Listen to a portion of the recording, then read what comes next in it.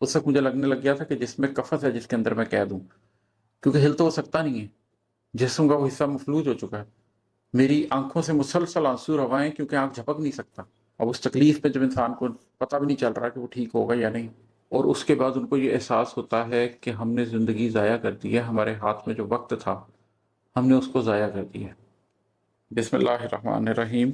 अभी मैं आपको अपनी एक नज़्म सुनाने लगा हूँ, उस पे छोटी-सी डिस्कशन कर लेते हैं कि उसका बैकग्राउंड क्या है। आज से कुछ बरस पहले मेरा ख़्याल है कि इस बात को तकरीबन 4 बरस हो गए होंगे, साढ़े 3-4 बरस हो गए होंगे। मुझे एक दिन चकाचक बैठे हुए बेल्स पैलेसी हो गई। उर्दू में जो लोग समझते हैं उसको लकवा भी कह सकते हैं।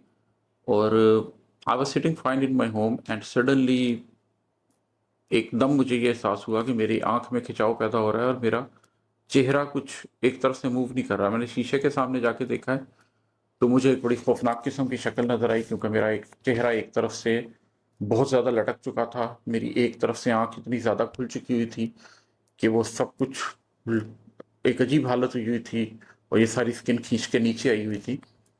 और पहले मैं समझा कि शायद मुझे फ़ालिज का अटैक हुआ है। मेरी मिसेज़ ने उसी वक़्त फ़ौरन मुझे कहा कि आप ज़रा पुशअप्स करें। मैंने 1-2 पुशअप्स की तो आई रियलाइज़ कि नहीं, मेरी बॉडी में पूरी जान है। Whatever is happening at this particular place, वो सिर्फ़ इसी जगह पर हो रहा है। और उसके बाद मैंने कुछ अरसा बहुत ज़्यादा तकलीफ़ में गुज़ारा, और वो एक ऐसा टाइम था जिसमें मैंने एक नया वेंचर भी लॉन्च किया हुआ था, और मैं अपने उस कॉर्पोरेट वेंचर को भी देख रहा था। यही वो वक़्त था कि जिस वक़्त मैंने अपनी पहली किताब मुकम्मल की थी, और मैं ये इरादा भी कर रहा था कि मैं अब अपनी दूसरी किताब के ऊपर काम शुरू करूँगा।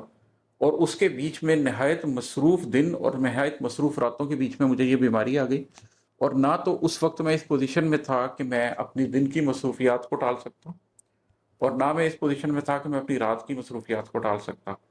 लेकिन वो तकलीफ़ जिस तरीके से मुझे खा रही थी, और जिस तरीके से वो 1 डेढ़ महीना उसने मुझे मुख्तलिफ़ चीज़ें करने से रोका, दुनियावी तौर पर भी और दीनी तौर पर भी, और मेरी हिम्मत को जिस तरीके से कम करने की कोशिश की, तो ये उसके ऊपर नज़्म है। और ये नज़्म उस बीमारी की हालत में ही लिखी गई थी, जब मैं शदीद बीमार था। तो ये मैं आपको सुनाता हूँ। हुई तो मुझे खैर बेल्स पॉलिसी पैलेसी थी, लेकिन जो चीज़ मैं महसूस कर रहा था, जो मफ़लूज होने का एहसास मैं महसूस कर रहा था, उसको सामने रखते हुए मैंने इस नज़्म का उन्वान रखा है फ़ालिज। अब आपको पूरा तनाज़ुर पता चल गया है, तो अब मैं आपको ये नज़्म सुनाता हूँ। मेरे मफ़लूज होंठों से सदा आती तो क्या आती, करोड़ों पल बिताए थे खुशी के आस्तानों पर, कोई किस्सा धरा रहता था हर लम्हा दहानों पर। न जाने कितने दिन काटे थे यकसर मुस्कुराने में, कभी लम्हाते इशरत में, कभी यूं ही बहाने में।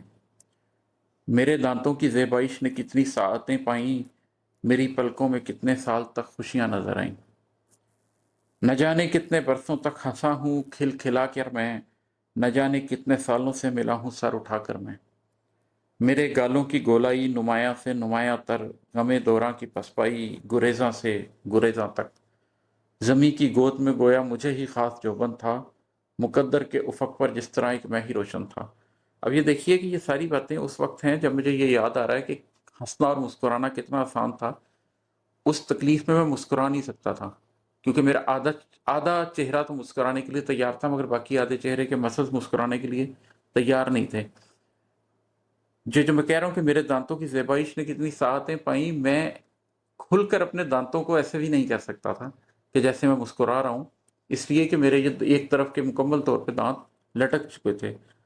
खिलखिला नहीं सकता था, मतलब हंसने की आवाज़ निकालता था तो हंसने की आवाज़ नहीं निकलती थी। गालों की गोलाई की बात हो रही है, एक तरफ से चेहरा इतना लटक चुका था कि यहाँ पर आ चुका हुआ था। तो ये एक तकलीफ थी जो मैंने महसूस की, और फिर मैंने उसको लिखा। मगर बस एक लम्हे में, मगर बस एक साथ में, मगर बस एक लम्हे में, मगर बस एक साथ में, सफर यूं रुख बदलता है कि मंजर और पस मंजर बदल जाते हैं यकदम ही। हवा में तैरता फिरता हुआ इंसान एक लहजा में अपने जिस्म के जिंदान में जब कैद हो जाता है, तो महसूस करता है कि मोहलत किसको कहते हैं, फरागत किसको कहते हैं। उस वक्त मुझे लगने लग गया था कि जिसमें कफस है जिसके अंदर मैं कैद हूँ, क्योंकि हिल तो हो सकता नहीं है। जिस्म का वो हिस्सा मफलूज हो चुका है। मेरी आंखों से मुसलसल आंसू रवाएं क्योंकि आंख झपक नहीं सकता, और आपको लगता है कि मैं कैद हूं। بدن انسان کا اپنا بدن کیسے قفس بنتا ہے، کیسے آدمی اغراض و بے غرضی کے مابین ڈوب جاتا ہے، جو زندگی کے اغراض و مقاصد ہیں سب ختم ہو جاتے ہیں، اور جو بے غرضی ہوتی ہے موت کی وہ بھی آئی نہیں ہوتی، تو آپ ان دونوں کے درمیان مکمل طور پہ ڈوب جاتے ہیں۔ مقدر دسترس اور وقت کے اندھے سفر میں خود سے خود کا ساتھ کیسے ٹوٹ جاتا ہے، تب آپ کو احساس ہوتا ہے کہ مقدر ہے کیا، میں تقدیر سے نہیں لڑ سکتا۔ دسترس کیا ہے کہ میرا ایک طرف کا چہرہ میری دسترس میں اور دوسری طرف کا چہرہ میری دسترس میں نہیں ہے، اور وقت کا اندھا سفر کیا ہے کہ 5 منٹ پہلے میں کسی اور طرح تھا اور 5 منٹ بعد میں کسی اور طرح ہو گیا۔ خیر، بدن انسان کا اپنا بدن کیسے قفس بنتا ہے، کیسے آدمی اغراض و بے غرضی کے مابین ڈوب جاتا ہے، مقدر دسترس اور وقت کے اندھے سفر میں خود سے خود کا ساتھ کیسے چھوٹ جاتا ہے۔ بدن مفلوج ہو جاتا ہے تب احساس ہوتا ہے کہ فرصت ایک موقع تھا، فراغت ایک موقع تھا، بدن مٹی کی ڈھیری میں بدل جانے سے پہلے روح کو آباد کرنے کا، خس و خاشاک ہو جانے سے پہلے آخرت کو یاد کرنے کا، غم ہستی میں ضم ہونے، گلے کردار نم ہونے، اور آنسو دیس میں اپنا بدن بو کر سمر ہونے، فنا سے قبل خود کو امر کرنے کا، وصال موت سے پہلے شعور رات پانے کا، بقائے ذات پانے کا۔ نہ مسکان ہونٹوں پر نہ امکانات کی مستی، فقط ایک قصہ ماضی بنی جاتی ہے اب ہستی۔ اب اس تکلیف میں جب انسان کو پتہ بھی نہیں چل رہا کہ وہ ٹھیک ہوگا یا نہیں، نہ مسکان ہونٹوں پر نہ امکانات کی مستی، فقط ایک قصہ ماضی بنی جاتی ہے اب ہستی، تو سارے کہہ کہے سب مسکراہٹ سے بھرے لمحے مجھے کیا دے سکے ہیں اور کیا کچھ چھین بیٹھے ہیں، کبھی مفلوج پلکوں سے کبھی مفلوج گالوں سے، میں خود سے پوچھتا تھا اور خاموشی سے سنتا تھا، مگر اس خاموشی میں کچھ ندا آتی تو کیا آتی، میرے مفلوج چہرے سے، میرے مفلوج ہونٹوں سے صدا آتی تو کیا آتی، بھلا آتی تو کیا آتی۔ یہ جو نظم ہے، میں اپنے آپ کو ان خوش نصیب لوگوں میں شمار کرتا ہوں کہ جن کو 2 مرتبہ ایسی بیماری آئی، اس کے بعد پچھلے سال بھی ایک بیماری آئی، اس کا ذکر اگلی کتابوں میں بات کروں گا میں، کہ زندگی میں 2 دفعہ ایسی بیماری آئی کہ جہاں سے کچھ لوگ نہیں پلٹ پاتے، اور اس کے بعد ان کو یہ احساس ہوتا ہے کہ ہم نے زندگی ضائع کر دی ہے، ہمارے ہاتھ میں جو وقت تھا ہم نے اس کو ضائع کر دیا۔